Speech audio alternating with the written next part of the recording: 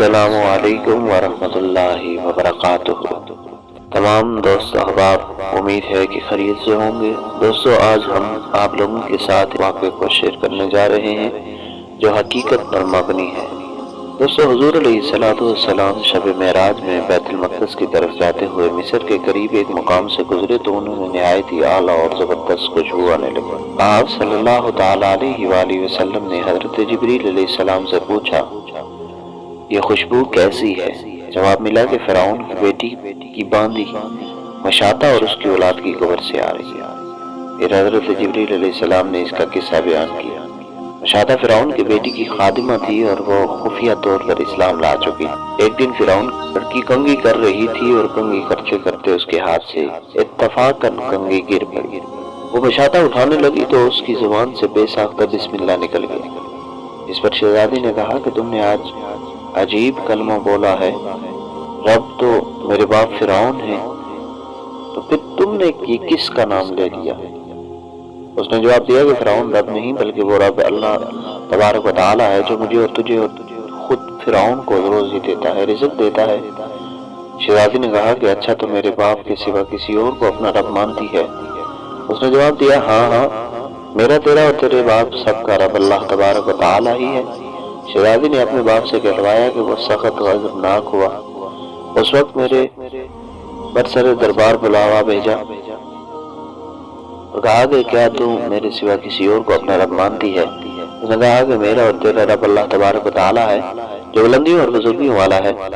فرعون نے اسی وقت حکم دیا کہ اسی تانبے کی جو گائے بنی ہوئی ہے اس کو خوب تپایا جائے اور جب بالکل آگ جیسی ہو جائے تو اس کے بچوں کو ایک ایک کر کے اس میں ڈال دیا جائے، آخر میں خود اسے بھی اس میں ڈال دیا جائے۔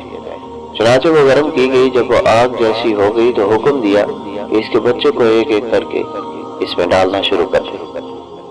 اس نے کہا کہ بادشاہ، ایک درخواست میری منظور کرو، وہ یہ ہے کہ میری اور میرے ان بچوں کی ہڈیاں ایک ہی جگہ ڈال دینا۔ اس نے کہا اچھا، تیرے کچھ حقوق ہمارے ذمے ہیں، اس لیے یہ منظوری ہے،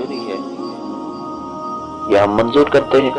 دونوں بچیاں اس کی آنکھوں کے سامنے اس میں ڈال دی گئی اور وہ فوراً جل کر راکھ ہو گئی۔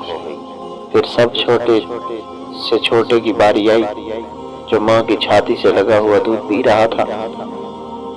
فرعون کے سپاہیوں نے اسے گھسیٹا تو اس نیک بندی کی آنکھوں تلے اندھیرا چھا گیا۔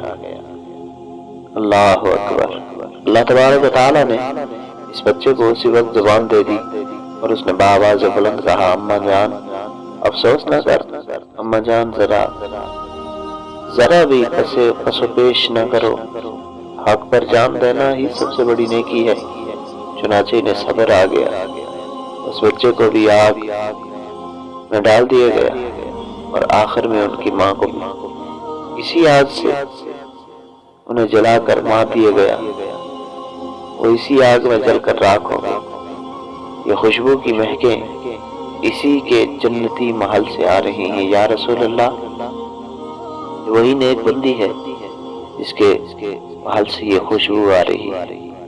دوستو، آج کی اس ویڈیو میں اگر آپ کو کوئی اس واقعے سے سبق حاصل ہوا ہو تو ہمیں کمنٹ سیکشن میں ضرور بتائیے گا۔ امید کرتے ہیں کہ آپ کو ویڈیو پسند آئی ہوگی۔